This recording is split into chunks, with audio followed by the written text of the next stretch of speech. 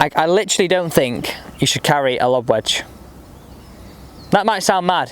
You might carry a 60, you might carry a 62, but I think they're actually causing you too much harm. Here's a question before we get into the video. What wedges do you actually have in your bag right now? I mean, I have pitching wedge 58, I have 54 and 50. And I kind of count these as my specialist wedges. But I sometimes think we have too many options, we try and use too much loft all the time, and all that's doing is getting us in some terrible trouble. Now this is a prime scenario. Loads of distance between you and the flag.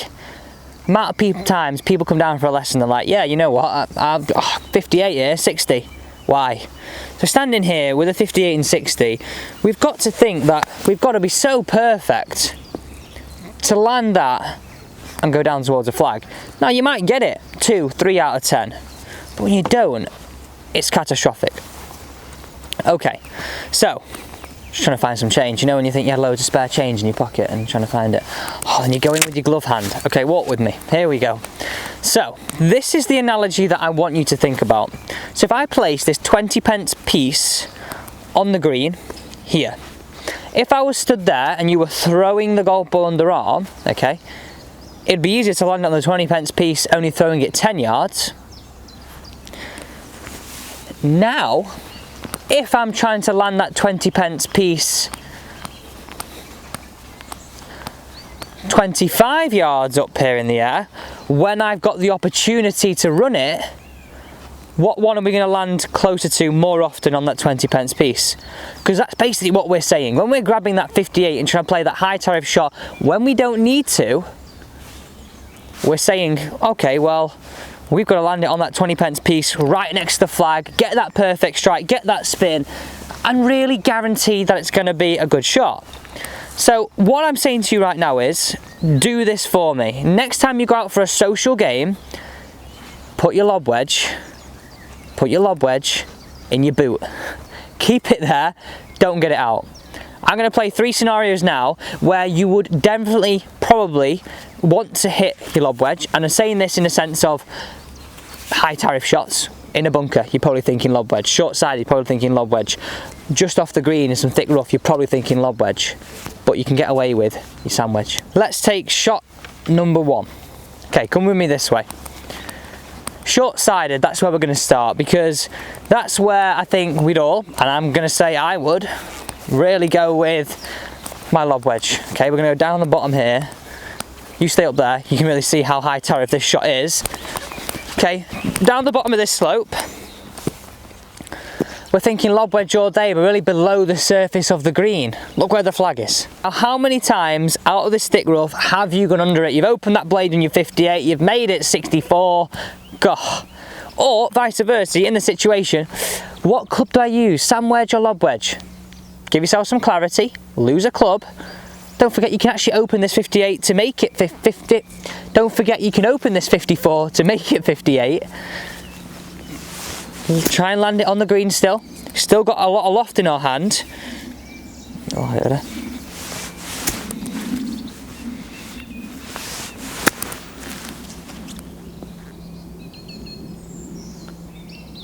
And accept that even in scenarios like that, where we're really below the surface of the green, high tariff shots, giving yourself a chance of a putt is all we're trying to do. If we get it close, even better, but if we give ourselves a chance of a putt, that's what we've got to think about. Okay, I need you to come down here with me now.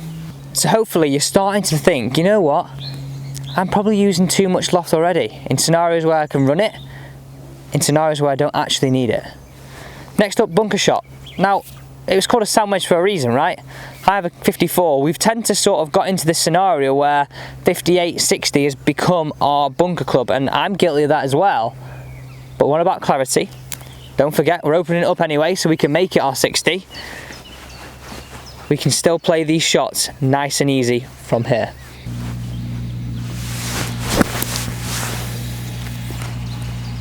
So you're seeing right now how you do not actually need this most lofted club. Think of when golf first started, right? We used to just carry a pitching wedge and a sand wedge, and that's all we needed. We've sort of developed this need for an extra wedge, and that's even with a gap wedge, but more so, I worry when we've got too much loft in our hand. So the final scenario is in some thicker rough, chipping around the green. We can just use 54. Excuse me, just burped. We can just use 54.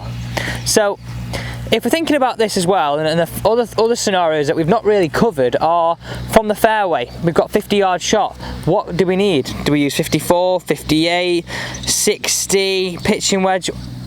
So many options. Think of this, right? You get to 150, everyone picks 7-9 out. We generally hit a good shot. We've got clarity in what we're about to do because we know that club's that right distance. When we've got 4 options at this lower end of our bag in terms of length and in terms of distance, we have no idea. And then you get around the green, we do the same thing. So today's all about you testing yourself here. Okay, final scenario, come here with me. Throw one down, thick rough. Now, I would be inclined to actually get my 60 out here. But again, trust yourself, 54 degrees is generally enough loft to do this.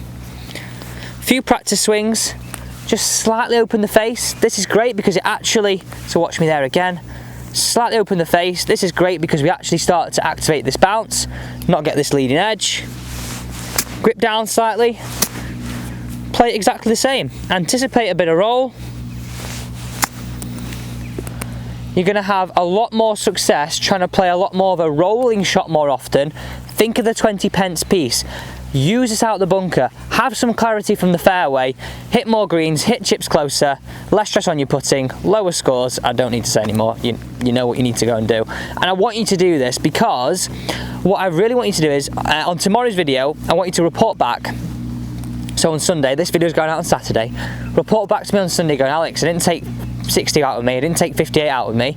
All I took out of me was my sand wedge, my pitching wedge and my gap wedge, and I had so much more clarity and had better scores. I'm waiting for this comment. So, as you've been noticing on the channel, I have been creating PDFs. Now, the reception for these PDFs has been amazing, so I've decided to do this. Make a weekly newsletter, so really simple, the link down below, click that link and sign up to the weekly newsletter. There's not only going to be access to all the PDFs, you can choose which one suits your game, but also some extra little bit of content each week for you to enjoy all about golf. Thanks very much for watching, don't forget to subscribe and I look forward to seeing you on Sunday with the report that 54 or our sand wedge is our new favourite.